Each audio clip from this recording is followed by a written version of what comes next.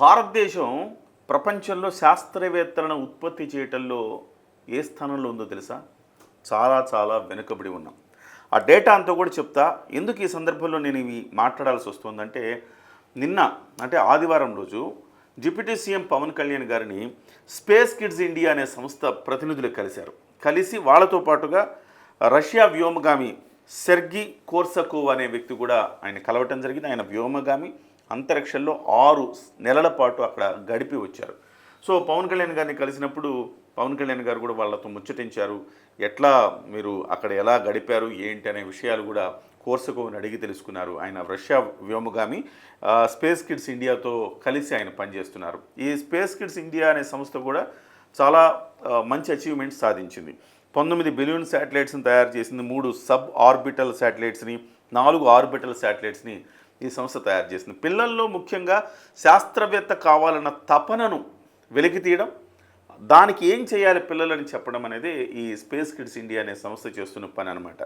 So ఈ సందర్భంగా వాళ్ళు ఏం కోరారంటే, పవన్ కళ్యాణ్ గారిని, మీరు ఎలాగో సైన్స్ అండ్ టెక్నాలజీ మినిస్టర్గా ఉన్నారు కదా ఆంధ్రప్రదేశ్లో, ఒక స్పేస్ పార్క్ని ఏర్పాటు చేయండి అని చెప్పి కోరారు. పవన్ కళ్యాణ్ గారు కూడా చాలా సానుకూలంగా స్పందించారు. అంటే భారతదేశంలో ఇప్పటి వరకు చూస్తే స్పేస్ పార్క్ అనేది లేదు.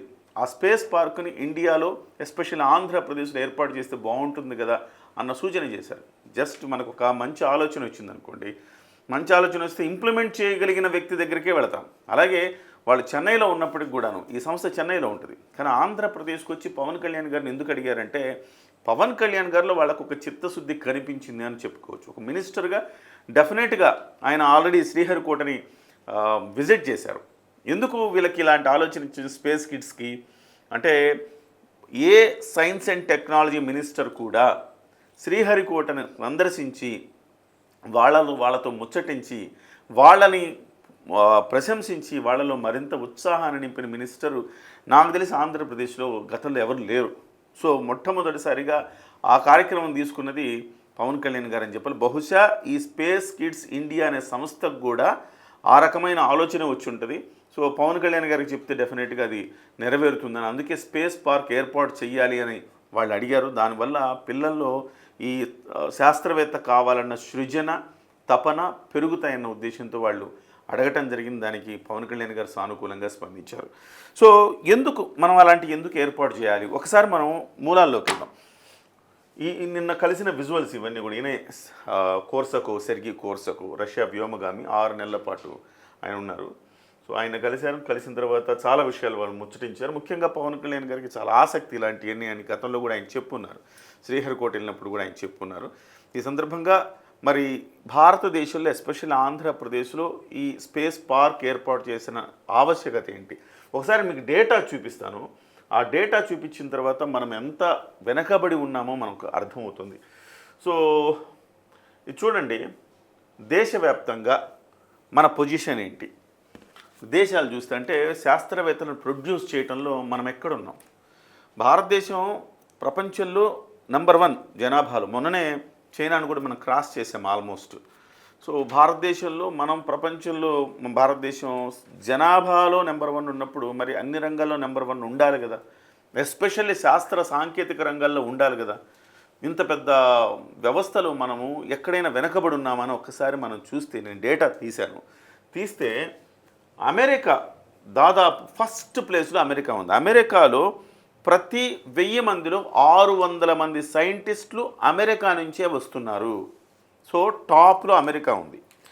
టాప్ 2 చూస్తే యూకే, బ్రిటను అంటే యునైటెడ్ కింగ్డము ప్రతి 1000 మందిలో 100 మంది యూకే నుంచి వచ్చినారు. అంటే 1000 మంది సైంటిస్టులు ఉన్నారు ఇప్పుడు ప్రపంచంలో అనుకుంటే, ఆ 1000లో 600 మంది అమెరికా నుంచి, 100 మంది యూకే నుంచి, 47 మంది జర్మనీ నుంచి. అంటే జర్మనీ 3rd ప్లేస్లో ఉంది. మీరు అబ్జర్వ్ చేస్తే జర్మనీ టెక్నాలజీలో చాలా ఫాస్ట్ ఉంటుంది. ఇప్పుడు జర్మన్ కారు కొనాలంటుంటారు కదా, సామెత చెప్తూ ఉంటారు, జర్మన్ కారు కొనాలి అని చెప్పేసి, ఇండియన్ వైఫ్ అని చెప్పేసి, అమెరికన్ మనీ అని చెప్పి అంటుంటారు. అంటే ప్రాచుర్యం అనమాట, అంత ద బెస్ట్ అన్నట్టు అనమాట. అట్లా జర్మన్లో టెక్నాలజీ పరంగా జర్మనీ చాలా వేగంగా ముందుకు దూసుకెళ్తూ ఉంది. 4వ ప్లేస్లో ఆస్ట్రేలియా ఉంది. 24 మంది సైంటిస్టులు ఉన్నారు ప్రతి 1000 మందికి. అలాగే కెనడా 23 మంది ఉన్నారు. నెదర్లాండ్ 23 మంది ఉన్నారు. తర్వాత ఇటలీ 22 మంది ఉన్నారు. చైనా ఎనిమిదో స్థానంలో చైనా ఉంది. 22 మంది సైంటిస్టులు ప్రతి 1000 మందిలో ఉన్నారు. మనకు కాంపిటేటివ్ ఉన్నది ఎవరు? చైనానే కదా మన పక్కన. మరి మనం ఎందుకు టెక్నాలజీలో వెనకబడ్డాం? మనం ఎందుకు శాస్త్రవేత్తలను ఉత్పత్తి చేయట్లా? నిజంగా చెప్పాలంటే చైనాకి ఇంగ్లీష్లో చాలా వెనకబడి ఉంటుంది చైనా. మరి మనం ఇంగ్లీష్లో చాలా తోపులం కదా. ప్రపంచం మొత్తం అన్ని కంపెనీలు, బీపీఓ కంపెనీలు, సాఫ్ట్వేర్ కంపెనీలు మన దగ్గర ఎందుకు పెడతాయంటే మన ఇంగ్లీష్ చాలా బాగుంటుంది కాబట్టి. మరి మనం ప్రపంచాన్ని ఇంగ్లీషు వీటిలో ఆకట్టుకోగలిగాం కానీ బట్ ఈ శాస్త్రవేత్తలుగా తయారు చేయడంలో మనం ఫెయిల్ అయిపోయాం అనిపిస్తోంది. ఫ్రాన్స్ 19 మందితో 9వ ప్లేసు, స్వీడన్ 18 మందితో 10వ ప్లేసు. మరి మన భారతదేశం ఎక్కడుందంటే దాదాపు 90వ ప్లేసుల్లో ఉన్నట్టు 97గా చెప్తా ఉన్నారు. ఒక నివేదిక ప్రకారం భారతదేశం 97th ప్లేస్లో ఉంది అని చెప్తున్నారు. 2020 నివేదిక, యునెస్కో నివేదిక ప్రకారం జనాభా నిష్పత్తి, అందులో ప్రొడ్యూస్ అయ్యే శాస్త్రవేత్తల నిష్పత్తిని తీసుకుంటే, ఆ రకంగా తీసుకుంటే మన ఇండియా 97వ స్థానంలో ఉంది. సో మనకంటే చాలా దేశాలు, ఉజ్బెకిస్తాను, కజకిస్తాను ఇలాంటి దేశాలు కూడా మనకంటే చాలా ముందే ఉన్నాయి. అంటే చాలా వెనకబడి ఉన్నాం. మన విద్యా వ్యవస్థలో ఎన్ని మార్పులు, ఎన్ని సంస్కరణలు తీసుకురావాలో దీన్ని బట్టి మనకు అర్థమవుతుంది. ఒకసారి చూడండి, ఇన్స్టిట్యూషన్స్ చూద్దాం. ప్రొడ్యూస్ చేసి ఎక్కడి నుంచి? యూనివర్సిటీల నుంచి మనం శాస్త్రవేత్తలను ప్రొడ్యూస్ చేస్తాం. మరి ఆ యూనివర్సిటీల లిస్ట్ ఒకసారి చూస్తాం చూడండి. హార్వర్డ్ యూనివర్సిటీ నెంబర్ 1 అండి. ఈ హార్వర్డ్ యూనివర్సిటీ నుంచే టాప్ సైంటిస్టులు వస్తూ ఉన్నారు. ఇవాళ టాప్ సైంటిస్టు, నెంబర్ 1 ర్యాంకింగ్ ఉన్న సైంటిస్టు ఎక్కడి నుంచి ఉన్నాడంటే హార్వర్డ్ యూనివర్సిటీ. నిజంగా చెప్పాలంటే శాస్త్రవేత్తల్లో అమెరికా 600 మందినే ప్రొడ్యూస్ చేయొచ్చు కానీ ఒక 10 మంది టాప్ 10 తీసుకుంటే, అంటే ర్యాంకింగ్లో నెంబర్ 1 ర్యాంక్ శాస్త్రవేత్త, నెంబర్ 2, నెంబర్ 3 అని మనం తీసుకుంటే టాప్ 9 శాస్త్రవేత్తలు అమెరికా నుంచే ఉన్నారు. ఎందుకు అమెరికా నుంచి ఉన్నారు టాప్ 9? అంత క్వాలిటేటివ్ శాస్త్రవేత్తలు ఎందుకు వస్తున్నారంటే చూడండి, హార్వర్డ్ యూనివర్సిటీ ఎక్కడ ఉంటుంది? America. Stanford University America. Michigan University అంటే MIT అంటారు కదా, అది America. National Institute of Health America. University of California San Diego, అది కూడా అమెరికా. యూనివర్సిటీ ఆఫ్ కేంబ్రిడ్జ్, తర్వాత Brigham and Women's Hospital, Johns Hopkins University, University College London, University of Oxford, ఇది కూడా అమెరికానే. California Institute of Technology America. University of California, తర్వాత University of California San Francisco. చూడండి ఈ కాలిఫోర్నియాలోనే ఎన్ని ఉన్నాయి చూడండి. సో టాప్ 10 తీసుకుంటే ఇందులో ఇన్స్టిట్యూషన్స్లో కూడా ఆల్మోస్ట్ సింహభాగం అమెరికావే ఉన్నాయి. 1-2 లండన్ ఉన్నాయి అనమాట.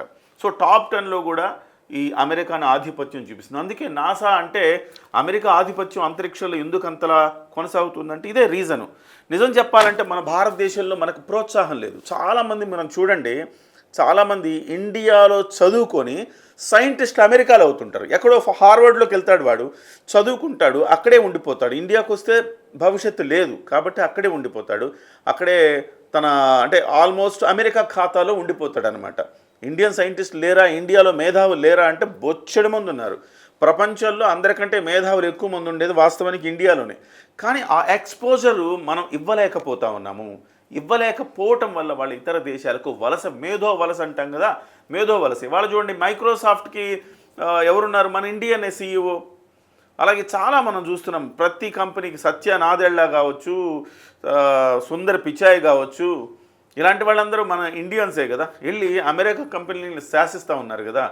కాకపోతే ఎక్కడో లోపం ఉంది అనేది మనం గుర్తించాలి. విద్యార్థి దశలో ఒక విద్యార్థిని మనం అడిగామనుకోండి, ఏమవుతారా నువ్వంటే, నేను ఇంజనీర్ అవుతా, నేను డాక్టర్ అవుతా, ఇవే కదా కనపడతాయి. నేను కలెక్టర్ అవుతా, ఈ మధ్యకాలంలో నేను కలెక్టర్ అవుతా, నేను పోలీస్ అవుతా, ఇవే. నేను శాస్త్రవేత్తను అవుతాను అని ఏ స్టూడెంట్ అని చెప్తాడా మనకి? ఎందుకు చెప్పడు అంటే ఆ శాస్త్రవేత్త అవుతారు, శాస్త్రవేత్త కూడా కావచ్చు అనేది చిన్నపిల్లల స్థాయిలో మనం చెప్పడం లేదు. సో విద్యార్థి దశలో శాస్త్రవేత్తలు కావాలంటే ఈ మైండ్ సెట్ ఉండాలి, శాస్త్రవేత్తలు కావాలంటే ఈ రకంగా ఆలోచించాలి అనేది ఒక ఎక్స్పోజర్ వాళ్ళకి ఇవ్వగలిగితే ఖచ్చితంగా భారతదేశం నుంచి కూడా బోల్డ్ మంది శాస్త్రవేత్తలని మనం ఉత్పత్తి చేయొచ్చు. పవన్ కళ్యాణ్ గారి ఆలోచన చాలా భేషుగ్గా ఉంది. పాఠశాల స్థాయి నుంచి విద్యార్థుల్లో నుంచి మనం తీసుకెళ్తామని ఏదైతే పవన్ కళ్యాణ్ గారు విద్యార్థులను శాస్త్రవేత్తలుగా చేస్తామని పవన్ కళ్యాణ్ గారు చెప్పారు. Hats off to deputy chief minister. డెఫినెట్గా ఇది కనుక సాకారం అయితే, ఆ స్పేస్ పార్క్ కనుక పెట్టితే కనుక దేశంలోనే నంబర్ 1 ఆంధ్రప్రదేశ్ అయ్యే అవకాశం స్పష్టంగా కనపడుతోంది.